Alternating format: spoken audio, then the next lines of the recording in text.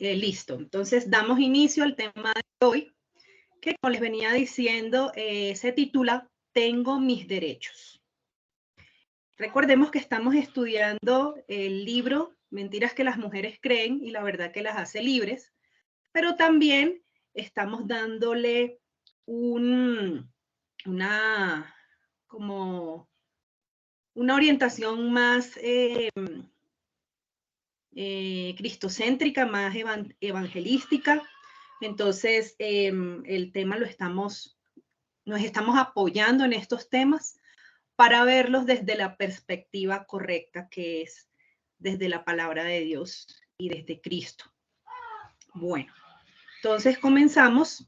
El lema Tengo mis derechos se ha convertido en el grito de alerta de la civilización occidental. Entonces, nuestra cultura, sabemos que nosotros estamos en una cultura occidental, la cual ha sido permeada por muchas corrientes, por muchas filosofías, entre ellas la de la lucha de los derechos.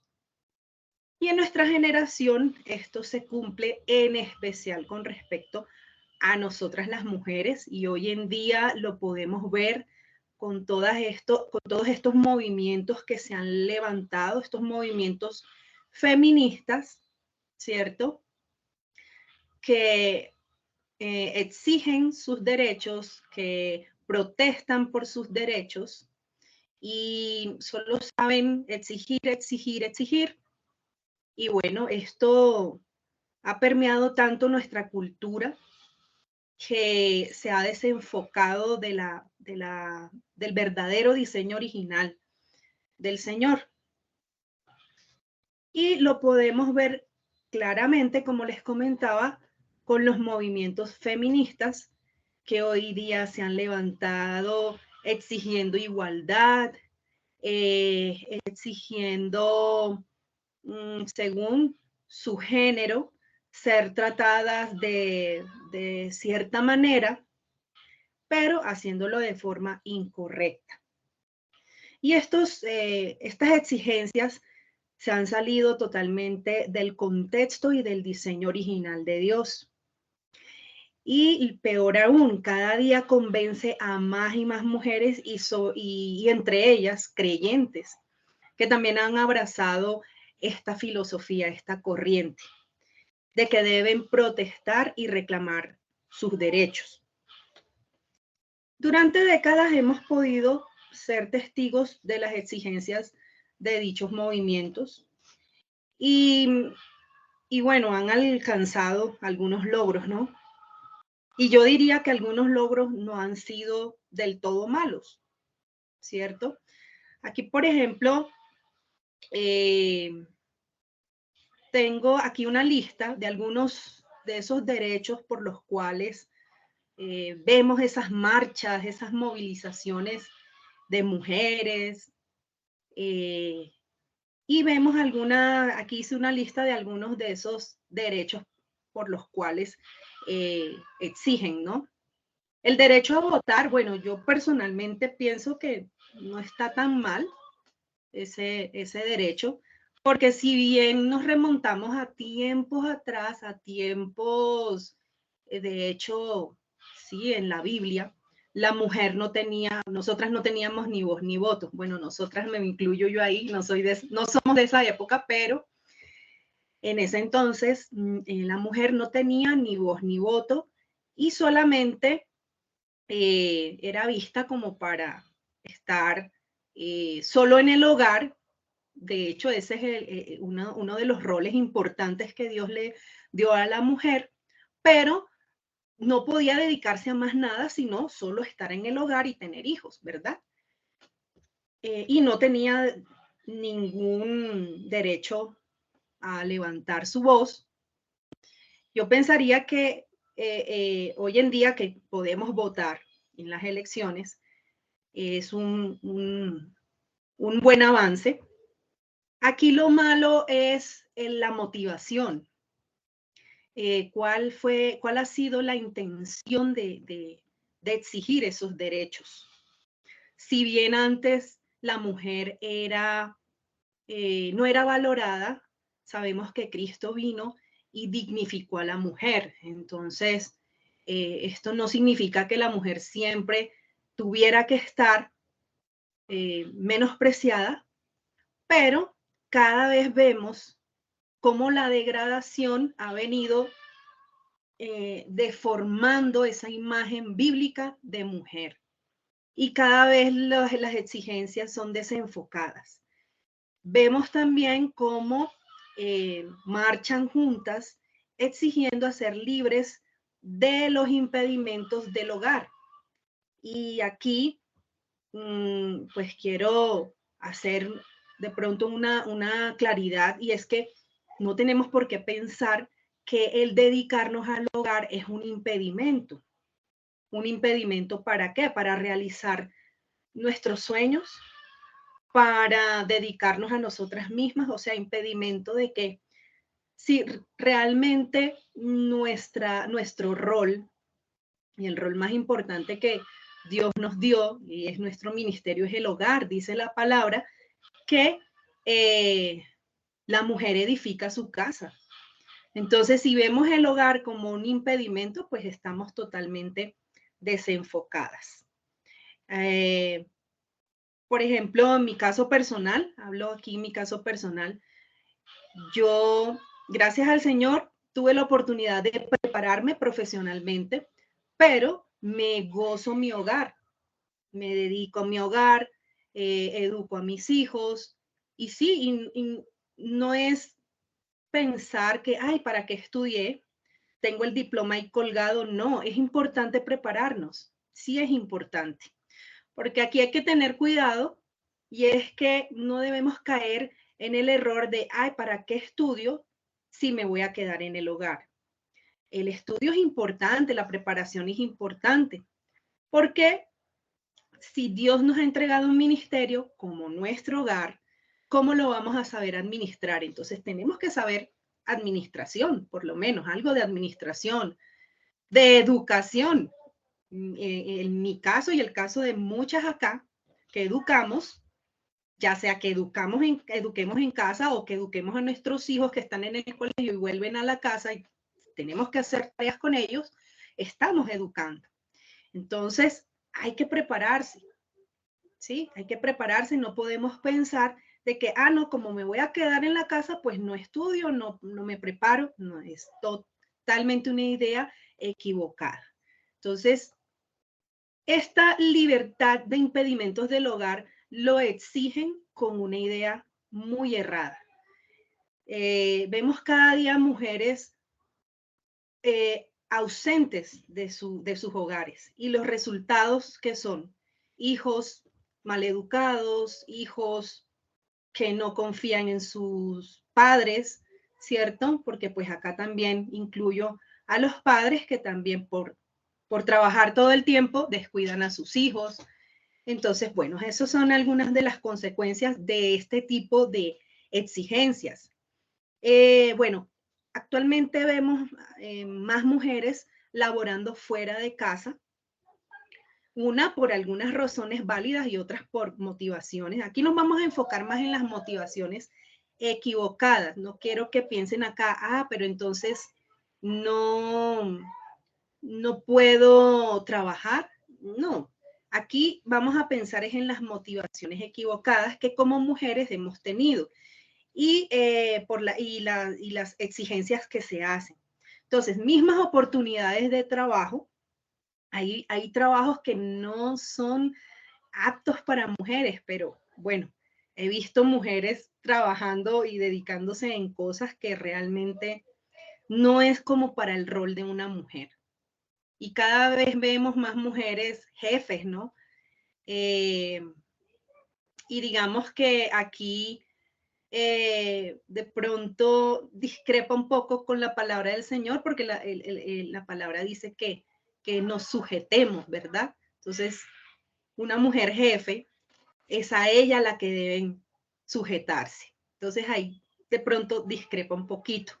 Pero bueno, si es el caso de alguna aquí, creo que el Señor da la sabiduría para saber cómo manejarlo, porque igual he escuchado casos de mujeres jefes, Mas, sin embargo, ellas hacen las cosas como teniendo en cuenta la opinión del varón, sea el que sigue después de ella en la jerarquía, o bueno, he escuchado casos así.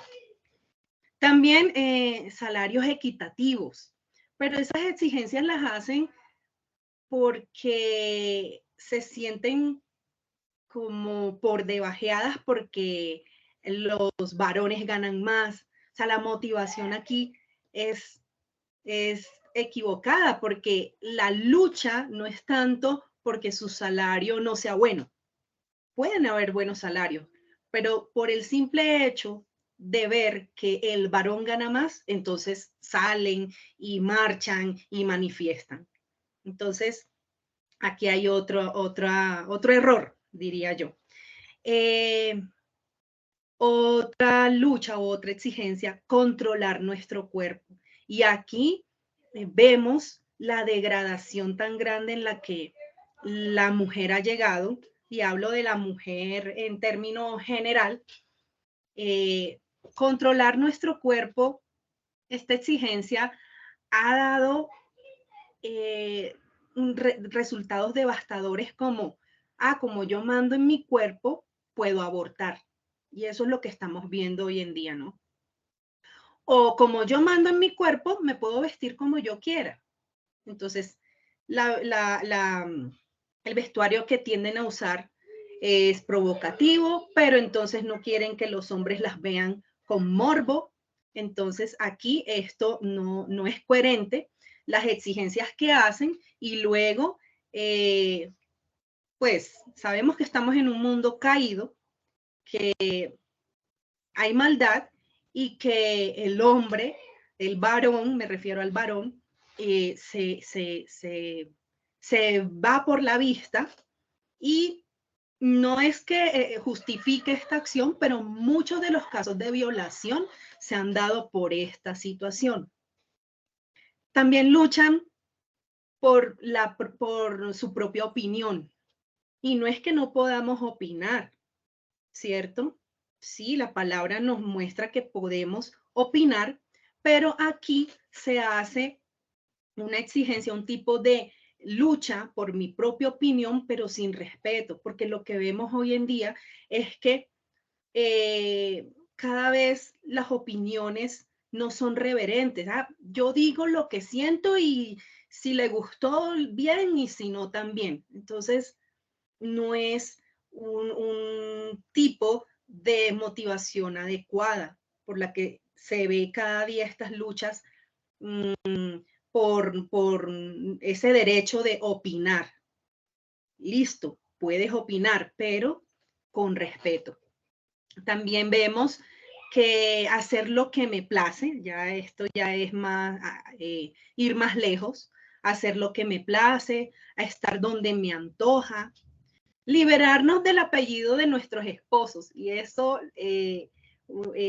ha dado resultados hoy en día que la mayoría ya no usamos el de, ¿cierto? Yo, por ejemplo, yo no uso Sandra Milena Ortega de Lara, pero no en mi caso, y creo que tampoco es el caso de ustedes, la motivación no es por liberarnos de nuestros esposos, sino que como ha venido permeándonos esa cultura occidental, ¿cierto? Entonces ya el de ya no se usa.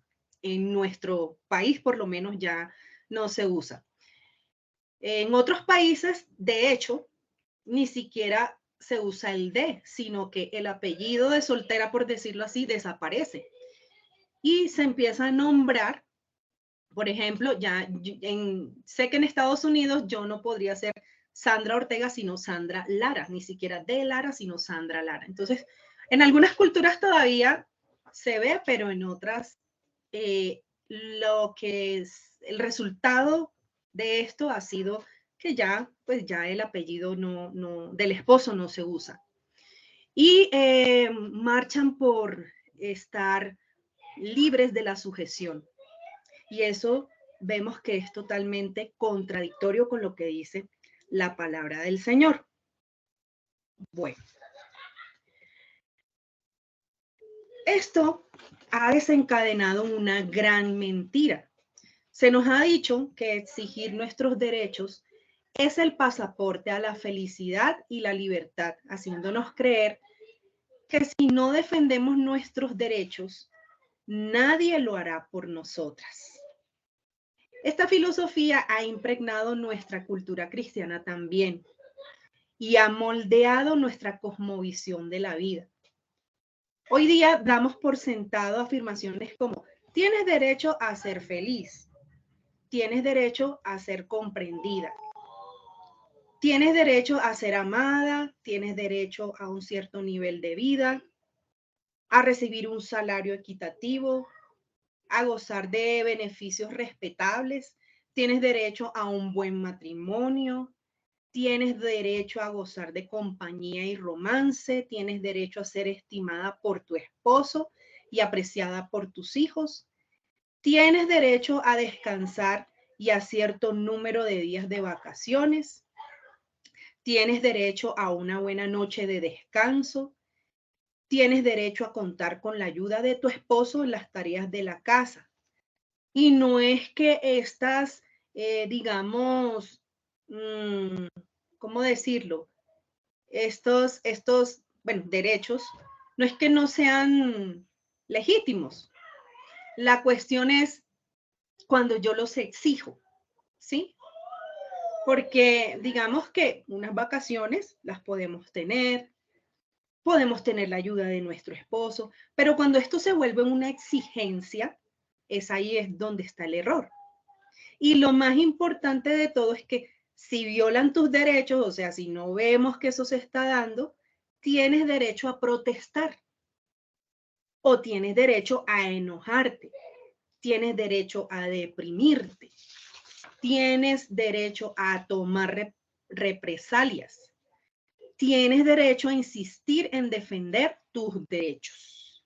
Y por eso quise colocar esta imagen de esta mujer gritando por sus derechos. Y eso es lo que normalmente o generalmente hacemos, ¿cierto? Si no tenemos el dominio propio y el fruto del Espíritu Santo, entonces lo primero que vamos a hacer es esto, es a exigir nuestros derechos, a gritar por nuestros derechos.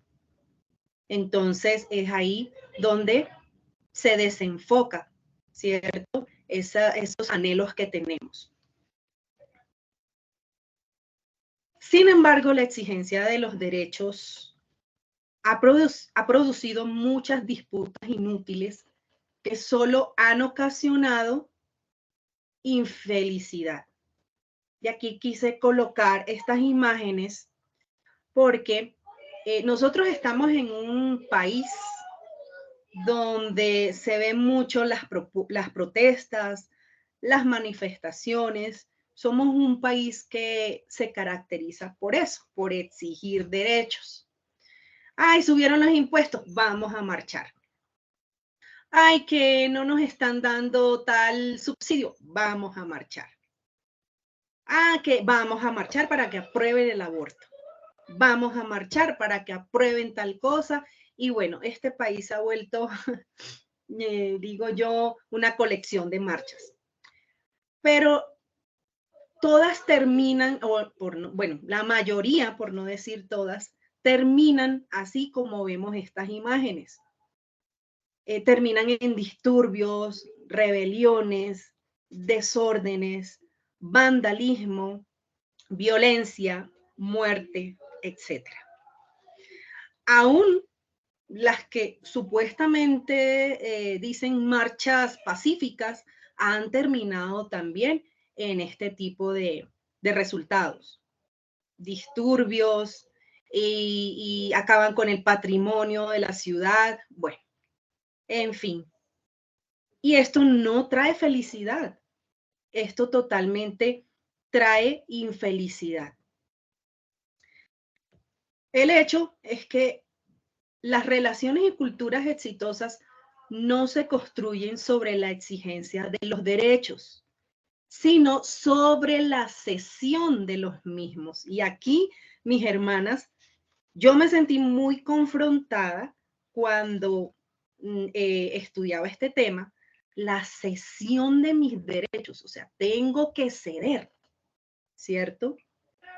Y aquí vamos a detenernos en estos versículos y vamos a ver cómo el Señor nos dice que para que una cultura sea exitosa, para que tengamos buenas relaciones interpersonales, familiares, debemos ceder.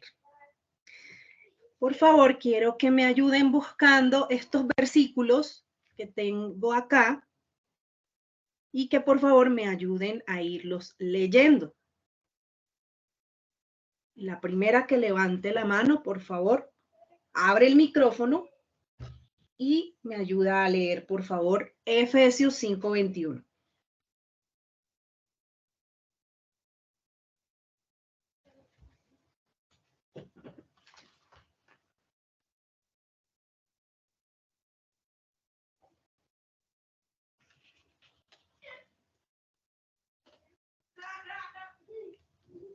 Me quedé sola.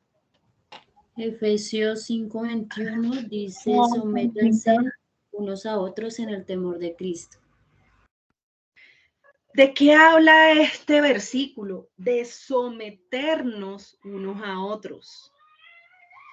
Y bueno, acá nos preguntaremos, ay, pero ¿me debo someter al que yo no conozco, al impío de la calle, al que me empuja en Transmilenio, al que no me deja entrar en el SITP? ¿Yo me debo someter? Debo ceder, dice la palabra que debo ceder. Y es una forma de ceder, someternos unos a otros. Nuestra cultura no es una cultura que se caracterice por ceder, por someterse al otro. No lo vemos. Y les voy a poner acá un ejemplo del medio de transporte porque es como que el ejemplo más tangible que podemos ver. Y es que lo vemos en las estaciones de Transmilenio, sobre todo en la hora pico, cuando las estaciones están súper llenas. He visto cómo a veces mandan el bus vacío. ¿Y qué sucede allí? ¿Qué es lo primero que pasa? ¿Será que el que está ahí haciendo la fila cede? Y sobre todo con los ancianos, los bebés en coche, mujeres embarazadas, niños de brazo, ¿ceden? No, lo primero que hacen cuando llega el bus vacío y si la estación está llena y están esperando precisamente ese bus, lo primero que hacen, y los más jóvenes sobre todo, es mandarse y buscar su silla, porque están pensando en sí mismos. ¿Hay ahí el ceder de esos derechos? No, lo vemos muy comúnmente, ¿cierto? Y esto por poner solo un ejemplo. Ahora mi hermana, piensa tú en qué no cedes, en qué piensas en ti primero. Estoy cansada, mis hijos no me ayudan, mi esposo no me ayuda. Muchas veces hemos tenido esos pensamientos y no cedemos. Por favor, ¿quién tiene Filipenses 2 del 3 al 4?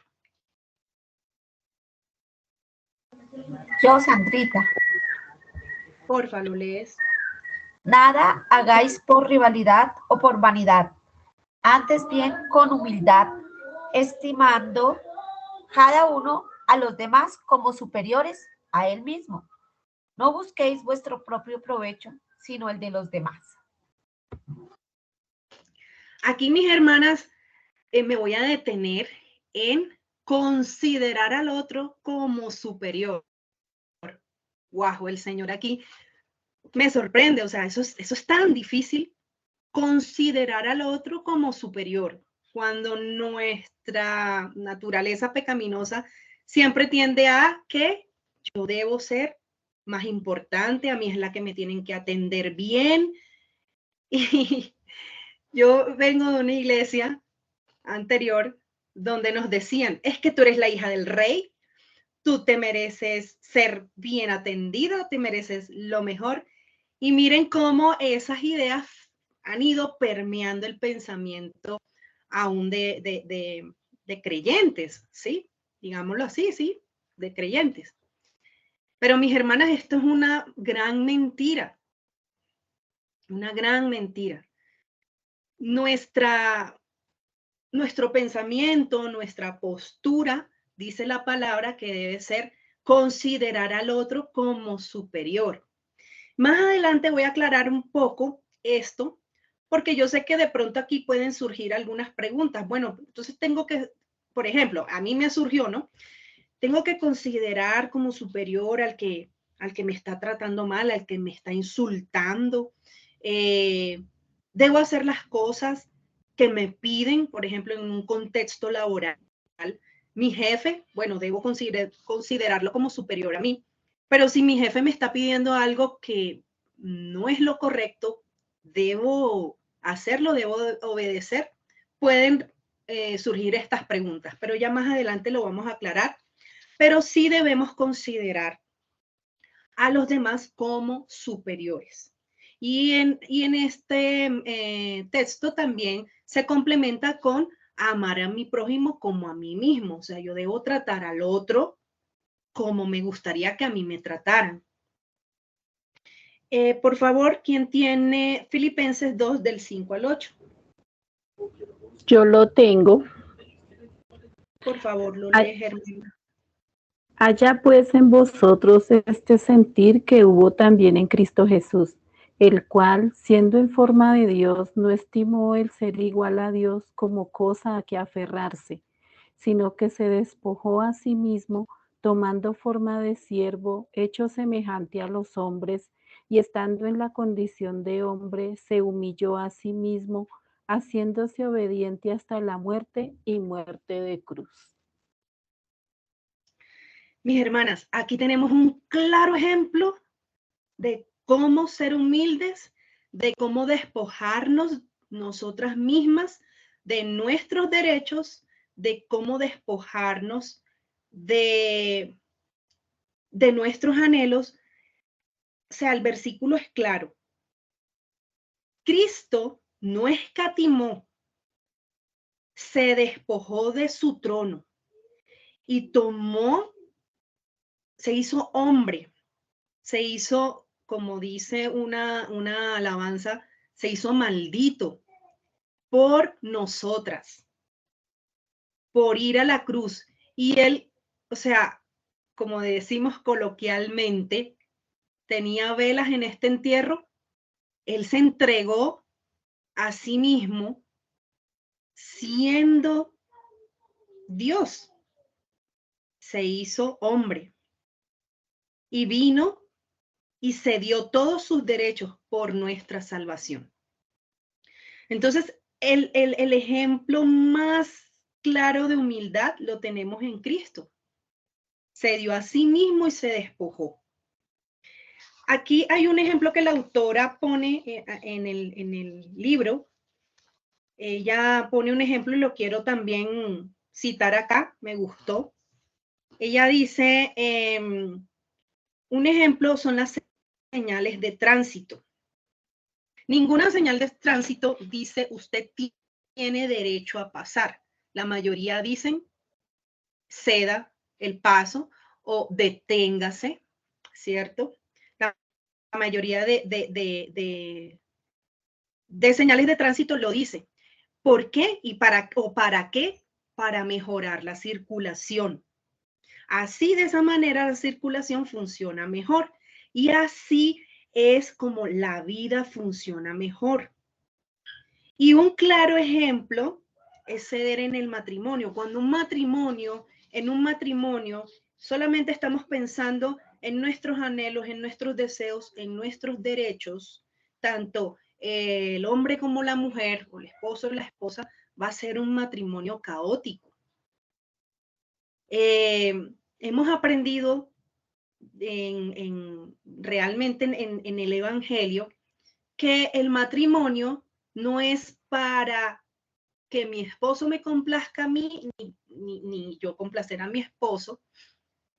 Bueno, en el caso de él, ¿no? O sea, yo sí debo tener el pensamiento de complacer a mi esposo, pero yo no debo tener el pensamiento de que mi esposo está para complacerme a mí y viceversa. Entonces, cuando es un matrimonio donde la motivación es que él me debe complacer a mí, ¿cierto? Hablando de mi posición, no va a ser un matrimonio que fructifique o que tenga una buena relación. También la relación con los hermanos, la crianza, etcétera. Entonces, esto del ejemplo de la circulación también se aplica a nuestras vidas cotidianas. En la carta de Pablo a los Efesios se nos dice que debemos someternos unos a otros. Efesios 5:21, vuelvo y lo menciono, el someternos no se basa en los méritos. Recuerden que les había dicho que vamos a mirar bien aquí cómo es que yo debo someterme al otro o hasta qué punto. Entonces, el sometimiento no se debe a los méritos de la otra persona. O sea, porque la otra persona lo merece, no. Los creyentes no deben someterse unos a otros porque lo merecen, sino más bien debemos someternos unos a otros en el temor de Cristo. Eso dice Efesios 5:21 en la segunda partecita. Por temor, en el temor de Cristo o porque tememos a Cristo.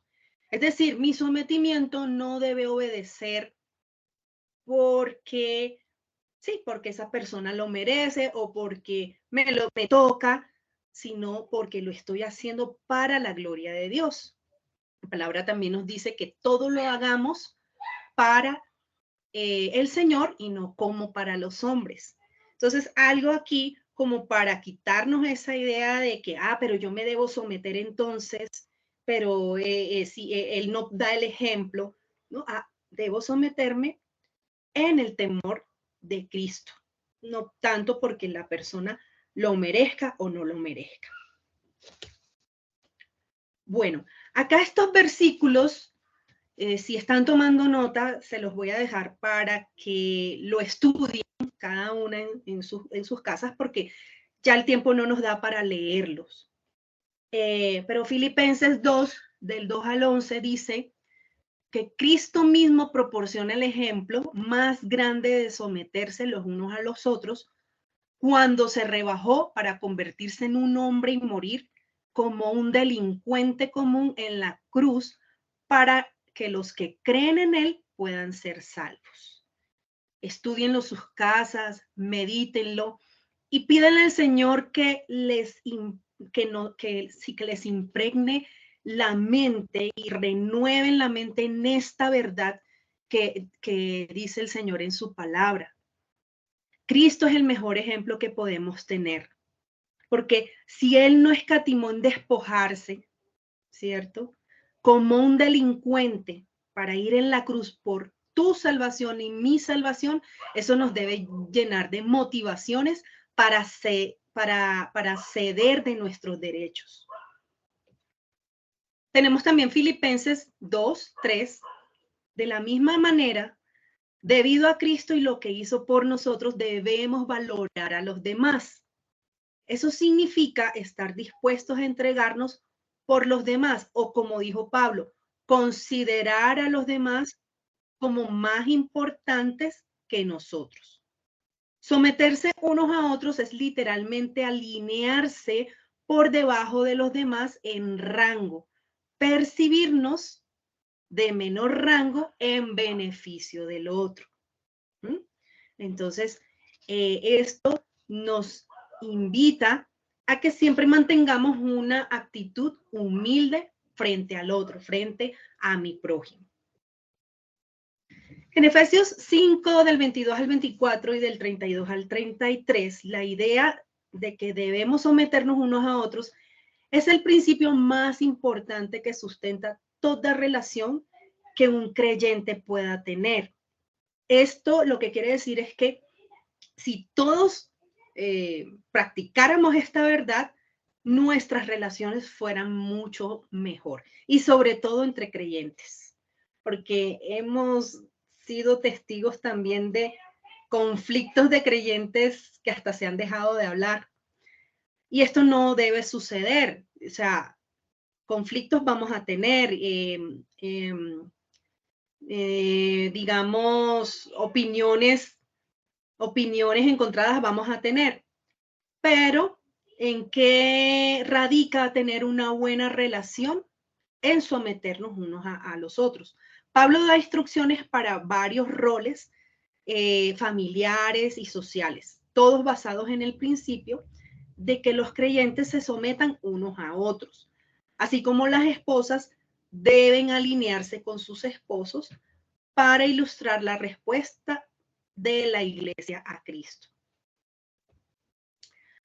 En Efesios 5, del 25 al 33, también se le habla a los esposos, ¿sí? O sea, a cada uno, o sea, nadie está exento.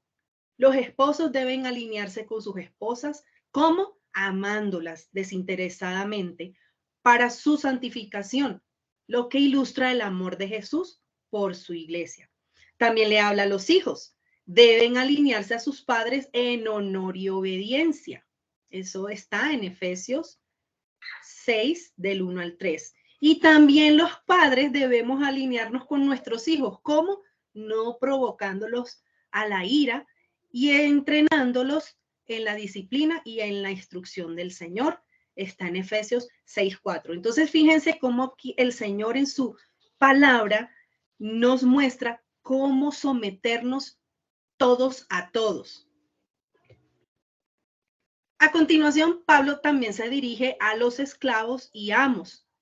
En la cultura de la época de Pablo, la esclavitud era generalmente muy parecida a lo que hoy en día tenemos, a los trabajos, a los empleos, a los empleados en nuestra cultura actual. Entonces, los esclavos, que pueden ser los empleados de hoy en día, deben alinearse a ¿quiénes? A sus amos, o sea, a sus jefes. Con sincera obediencia, sabiendo que están sirviendo a Cristo. Eso está en Efesios 6, del 5 al 8. Y aquí me voy a detener un poquito para aclarar algo rápidamente. Y es que de pronto puede surgir la pregunta, bueno, pero mi jefe no es creyente. Y me manda a hacer algo que transgrede la ley del Señor. ¿Qué haríamos? ¿Ustedes qué harían? Obviamente la palabra nos dice que primero debemos obedecer al Señor antes que a los hombres. Lo mismo sucede en el caso de padres e hijos. Sabemos que nuestros padres o nosotros como madres somos autoridad para nuestros hijos, pero la obediencia tiene, digamos que llega hasta un punto, y el punto es cuando me piden algo que transgrede la ley del Señor. Ahí no puedo obedecer, no me puedo someter a esa autoridad que me está pidiendo que transgreda la ley del Señor, porque primero debo obedecer a Dios antes que a los hombres. Pero si debo asumir consecuencias por tener que desobedecer lo que me está pidiendo, en este caso esa persona que va en contra de la ley del Señor, debo asumir las consecuencias. Y tenemos ejemplos claros en la palabra como Jonatán, cuando Saúl le pidió que matara a David. Jonatán no lo hizo, desobedeció, pero asumió consecuencias. Y también tenemos otro ejemplo con Daniel, cuando un rey, no recuerdo muy bien el nombre, le pidió que se inclinara ante él o ante uno de sus baales, si no estoy mal, y no lo hizo. ¿Y cuál fue la consecuencia? Fue echado al foso de fuego. ¿Recuerdan la historia? Pero lo impresionante aquí es que Daniel no exigió sus derechos. ¿Ven? Entonces, fíjense cómo aún el Señor nos apoya cuando tenemos que tomar decisiones. En este caso, decisiones en las que debemos desobedecer cuando nos piden algo que transgrede la ley del Señor. Porque aquí lo que Pablo está diciendo también es, está hablando es, la mayoría de personas son creyentes, jefes creyentes, se supone que no debe haber problema, pero bueno, hay casos de casos, pero cuando está el evangelio de por medio, está el carácter de Cristo allí, las cosas deben fluir, deben funcionar bien. Finalmente, los amos también deben someterse a sus esclavos, como tratándolos con respeto, temor y sinceridad de corazón. Entonces, como les decía, aquí vemos jefes, se está dirigiendo a jefes creyentes. Está en Efesios 6, del 5 al 9. Y en este ejemplo final es evidente que, como les decía, todas estas personas son iguales en Cristo. Es decir, lo que les decía, son creyentes. E incluso en aquellos roles familiares o sociales donde puede haber rangos o jerarquía, cada persona debe someterse entre sí como si fuera de rango inferior.